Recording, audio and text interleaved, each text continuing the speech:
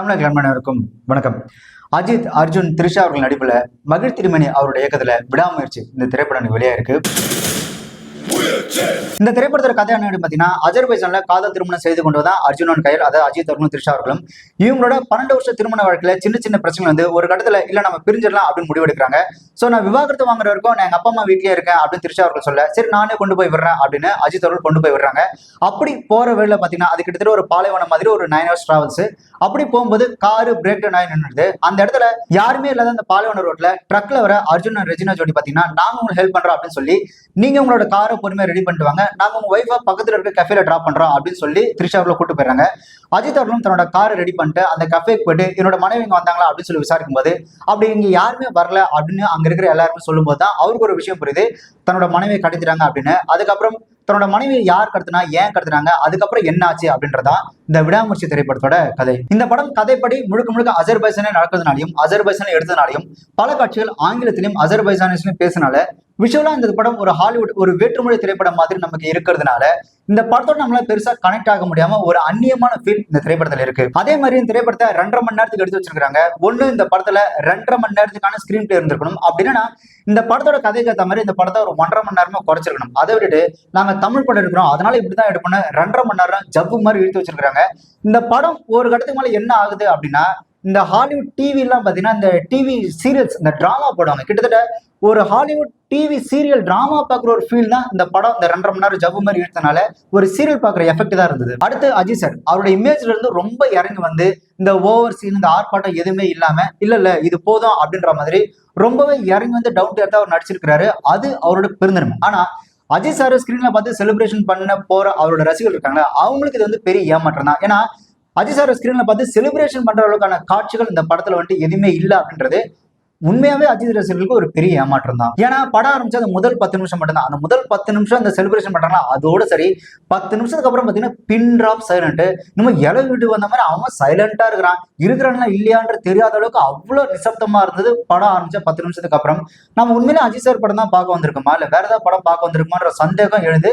அந்த அளவுக்கு அவ்வளோ சைலண்ட். படத்தோட முதல் பாதி கூட எவ்வளவு பரவாயில்ல, இந்த லவ் சீன்ஸை தவிர்த்து அந்த லவ் சீன்ஸ்ல பார்க்கும்போது இது விடாமுயற்சியா இல்ல வினை தாண்டி வருவேன்னு சந்தேகம் வந்து, ஸோ அந்த லவ் சீன்ஸை தவிர்த்து மற்ற காட்சிலாம் பார்த்தீங்கன்னா எவ்வளவு பரவாயில்லாம இருந்தது. முக்கியமா நம்மளோட கதையோட கனெக்ட் பண்றதுக்காக கொஞ்சம் ஸ்லோவா போனாலும் அந்த இன்டர்வல் பிளாக் வரைக்குமே ஸ்டோரி வந்து கொஞ்சம் நீட்டா டீசெண்டா இருந்தது. ஆனா படத்தோட செகண்ட் ஹாஃப் தான் பார்த்தீங்கன்னா பயங்கர சொதப்பல். கதை ஒரே இடத்துல நிக்குது, பேசின டைலாக்கே பேசிக்கிட்டு ஒரே இடத்துல சுத்திட்டே இருந்தனால செகண்ட் ஹாஃப் பாத்தீங்கன்னா ஒரு மாதிரி ஜவ்வு மாதிரி ஆயிடுச்சு. இந்த மாதிரியான சஸ்பென்ஸ் த்ரில்லர் திரைப்படங்களை பாத்தீங்கன்னா அந்த டர்ன்ஸ் அண்ட் ட்விஸ்ட் அப்படின்றது நிறைய இருக்கணும். அந்த மாதிரி டர்ன்ஸ் அண்ட் ட்விஸ்ட் வச்சு ஆடியன்ஸை நீங்க என்கேஜிங்கா வச்சிருந்தாதான் படம் பார்க்குற ஆடியன்ஸ்க்கு ஒரு பரபரப்பு ஒரு படபடப்பா இருக்கும், அடுத்து என்ன நடக்குமோ அப்படின்ற ஒரு ஆர்வமா இருக்கும். ஆனா இந்த படத்துல டர்ன்ஸ் அண்ட் ட்விஸ்ட் அப்படி எதுவும் கிடையாது, புத்திசாலித்தனமான காட்சிகள் எதுவுமே இல்லை அப்படின்றது இந்த படத்தோட ஒரு மிகப்பெரிய மைனஸ். இந்த படத்தோட இயக்குனர் இன்டர்வியூ கொடுக்கும்போது என்ன சொல்றாருன்னா, இது என்னோட கதையே கிடையாது, இது வந்து அஜித் சார் சொல்லி அஜித் சாருக்காக எடுக்கப்பட்ட ஒரு கதை அப்படின்னு சொல்லி அவர் எஸ்கேப் ஆகுறாரு. என்னதான் அஜித் சார் சொல்லி அஜித் சாருக்காக இந்த படத்தை எடுத்தாலும் அஸ் டைரக்டரா அவர் வந்து ஸ்கிரீன் பிளே ஏதாவது பண்ணிருக்கணும்ல, அப்படி எதுவுமே பண்ணலன்னா அப்புறம் வந்து அவர் டைரக்டரா இருக்கிறதுக்கும் இந்த படத்தை எடுக்கிறது எந்த விதமான அவசியமும் கிடையாது. ஒரு இந்தியன் வேற ஒரு கண்ட்ரில இப்படியான சிக்கல்ல மாட்டிக்கும் போது அந்த ஊர் போலீஸ் கூட அவருக்கு சப்போர்ட்டா ஹெல்ப்புக்கு வரல, அந்த விஷயத்த இவர் மட்டும் தான் தனியா ஹேண்டில் பண்ணணும் அப்படின்ற சூழ்நிலை இருக்கும்போது அந்த இடத்துல வெளிநாட்டுல வந்து ஹீரோஸ் எல்லாம் காட்ட முடியாது, நொங்கு எடுத்துருவாங்க. சோ ஹீரோஸ் காட்ட முடியாம இருக்கலாம், ஆனா புத்திசாலித்தனத்தை காட்டலாம். சோ அப்படியான அந்த புத்திசாலித்தனம் அப்படின்றது அந்த பேப்பர்ல ஸ்கிரீன் பிளேல இருந்திருந்து அப்படின்னா ஸ்கிரீன்ல தெரிஞ்சிருக்கும். பட் அப்படியான புத்திசாலித்தனம் எதுவுமே இல்லாதனால இந்த படம் செகண்ட் ஹாஃப் மேல பாத்தீங்கன்னா ஒரு மாதிரியான சலிப்பு தான் ஏற்படுத்துது. கதைப்படி பாத்தீங்கன்னா ஹீரோ ரொம்ப அமைதியானவர், எல்லா விஷயத்தையும் ரொம்ப பொறுமையா ஹேண்டில் பண்றாரு அப்படின்னு போது ஒரு கட்டத்துக்கு மேல அவர் பிளாஸ்ட் ஆகி வெடிச்சு அவர் எழுறாரு இல்லையா, சோ அதுல இருந்து அந்த ஸ்கிரீன் பிளே பாத்தீங்கன்னா கேரி பண்ணி கொண்டு போயிருந்தாங்க அப்படின்னா இந்த படம் பாத்தீங்கன்னா வேற மாதிரி இருந்திருக்கும் செகண்ட் ஹாஃப்ல. ஆனா இந்த படத்துல என்ன பண்றாங்கன்னா அவரும் ஒரு சில இடங்களை பாத்தீங்கன்னா பிளாஸ்ட் ஆகி வெடிக்கிறாரு, அவ்வளவுதான் கிளம்பிட்டாப்ல இப்ப பாடுற ஆக்ஷனா அப்படின்னு நாம வந்துட்டு கொஞ்சம் நிமிந்து உட்காரும் போது என்ன பண்றாங்கன்னா, இந்த குக்கர் விசில் அடிக்கும் போது இந்த தலை மேல தட்டி அமைதியார் அப்படின்னு சொன்னா எப்படி இருக்கும், கிட்டத்தட்ட அந்த மாதிரி தான். அவர் எப்பெல்லாம் பிளாஸ்ட் ஆகி வெடிக்கிறாரோ அப்பெல்லாம் இந்த குக்கர் விசில் மாதிரி தட்டி அவர் வந்து அமைதியா இருக்கிறாங்க. அதுக்கப்புறம் பார்த்தீங்கன்னா மறுபடியும் கெஞ்ச ஆரம்பிக்கிறாரு.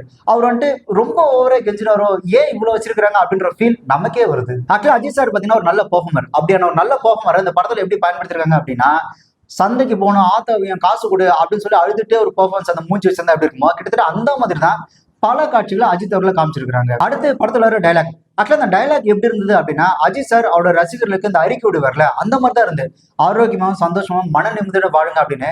எனக்கு தெரிஞ்ச டயலாக்லாம் அஜித் சார் தான் எழுதிப்பாருன்னு நினைக்கிறேன். அதே மாதிரி படத்துல வர மத்த கதாபாத்திரங்களும் ஓகே தான். இந்த ஆரவ், அர்ஜுன், ரெஜினா பாத்தீங்கன்னா ஆரம்பத்துல பயங்கர பில்டப்பா காமிக்கிறாங்க. ஆனா அதுக்கப்புறம் பாத்தீங்கன்னா அந்த பில்டப்புக்கு ஏத்த சீன்ஸ்ன்றது பெருசா ஒண்ணுமே இல்ல.